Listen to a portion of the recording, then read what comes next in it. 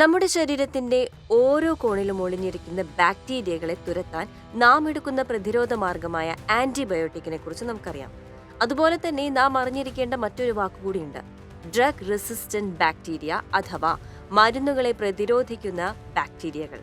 നാം പലപ്പോഴും കേട്ടിട്ടുള്ള ഈ വാക്ക് ഇപ്പോൾ വാർത്തകളിൽ നിറയുകയാണ്. പ്രത്യേകിച്ച് ഇന്ത്യക്കാർക്കിടയിൽ ഇതൊരു ചർച്ചാ വിഷയമാകാൻ പോവുകയാണ്. കാരണം ഇന്ത്യയിലെ ആന്റിബയോട്ടിക് പ്രതിരോധ പ്രതിസന്ധിയെക്കുറിച്ചുള്ള അന്താരാഷ്ട്ര പഠനം ഇപ്പോൾ പുറത്തുവിട്ടിരിക്കുകയാണ് പ്രശസ്തമായ Lancet E clinical medicine journal. ആ പഠനമനുസരിച്ച് ഇന്ത്യയിൽ ആന്റി മൈക്രോബിയൽ പ്രതിരോധം വർദ്ധിച്ചു വരികയാണെന്നും രാജ്യത്തെ 83% രോഗികളിലും മൾട്ടി ഡ്രഗ് റെസിസ്റ്റന്റ് ബാക്ടീരിയകൾ ഉണ്ടെന്നുമാണ് വെളിപ്പെട്ടിരിക്കുന്നത്.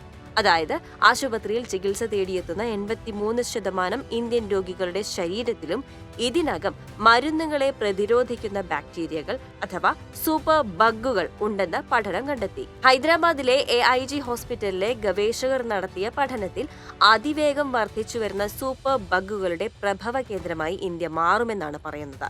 സൂപ്പർ ബഗ് എന്നതുകൊണ്ട് അർത്ഥമാക്കുന്നത് നിലവിലുള്ള മിക്ക ആന്റിബയോട്ടിക്കുകൾക്കും പ്രതിരോധശേഷി നേടിയ ബാക്ടീരിയകൾ എന്നാണ്.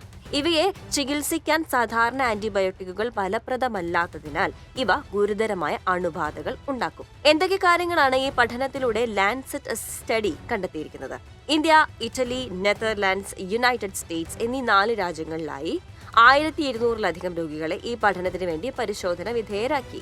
പഠനത്തിന് ശേഷം 83.1% ഇന്ത്യൻ രോഗികളിലും ഈ പറഞ്ഞ സൂപ്പർ ബഗ് ശരീരത്തിൽ ഉണ്ടെന്ന് കണ്ടെത്തി. എൻഡോസ്കോപ്പിക് നടപടിക്രമമാണ് ഇതിൽ രോഗികളിൽ നടത്തിയത്.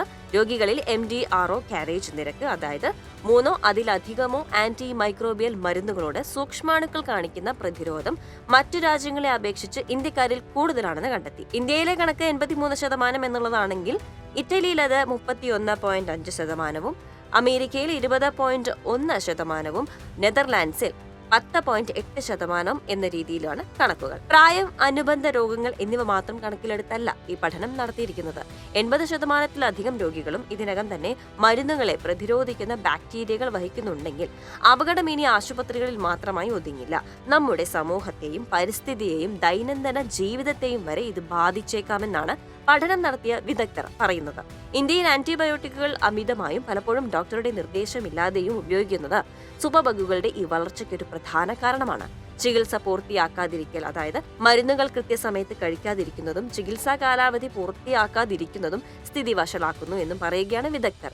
എന്തൊക്കെ പ്രത്യാഘാതങ്ങളാകും ഇതുമൂലം ഉണ്ടാവുക എന്നതാണ് അടുത്ത ചോദ്യം. ചെറിയ അണുബാധകൾ പോലും ചികിത്സിക്കാൻ കഴിയാത്ത അവസ്ഥയിലേക്ക് ഭാവിയിൽ കാര്യങ്ങൾ എത്തിയേക്കാം.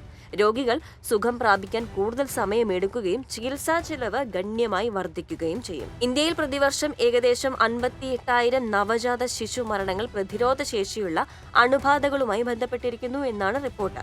കൂടാതെ ആശുപത്രികളിലെ ICUവിലും ക്യാൻസർ സെന്ററുകളിലും ബാക്ടീരിയകൾ ഒളിഞ്ഞിരിപ്പുണ്ട്. അണുബാധ നിയന്ത്രണ നടപടികൾ സ്വീകരിക്കേണ്ട സമയമാണിതെന്ന് പഠനം നടത്തിയ ഗവേഷകർ ലോകത്തോട് വിളിച്ചു പറയുകയാണ്. ഇന്ത്യയെ സംബന്ധിച്ചിടത്തോളം പല നിയന്ത്രണങ്ങളും കൊണ്ടുവരാനാകും. ആന്റിബയോട്ടിക്കുകൾ കൂടുതൽ ശ്രദ്ധയോടെയും ഉത്തരവാദിത്വത്തോടെയും ഉപയോഗിക്കുക എന്നതാണ് അതിൽ പ്രധാനപ്പെട്ടത്. പ്രിസ്ക്രിപ്ഷനുമായി എത്തുന്നവർക്ക് മാത്രം മരുന്നുകൾ നൽകാൻ കടക്കാർ തയ്യാറാവുക, ഡോക്ടറുടെ നിർദ്ദേശപ്രകാരം മാത്രം മരുന്നുകൾ വാങ്ങുക എന്ന കാര്യം രോഗികളും ശ്രദ്ധിക്കുക, രോഗം പകരുന്നത് ഒഴിവാക്കാൻ ഒരേ ഉപകരണം ഒന്നിൽ കൂടുതൽ പേർക്ക് ഉപയോഗിക്കുന്നത് ഒഴിവാക്കുക എന്നിങ്ങനെയാണ് വിദഗ്ധർ നിർദ്ദേശിക്കുന്ന പ്രതിവിധികൾ. എന്തായാലും ഇതൊരു മുന്നറിയിപ്പ് മാത്രമല്ല, അടിയന്തര നടപടി ആവശ്യമുള്ള ശക്തമായ പ്രശ്നമായി തന്നെ ഉയർത്തിയിരിക്കുകയാണ് വിദഗ്ധർ. പ്രതിസന്ധി മാറ്റാനാവാത്ത വിധം രൂക്ഷമാകുന്നതിനു മുമ്പ് വേഗത്തിൽ പ്രതിവിധി കണ്ടെത്തണമെന്ന് പറയുകയാണ് പഠനം.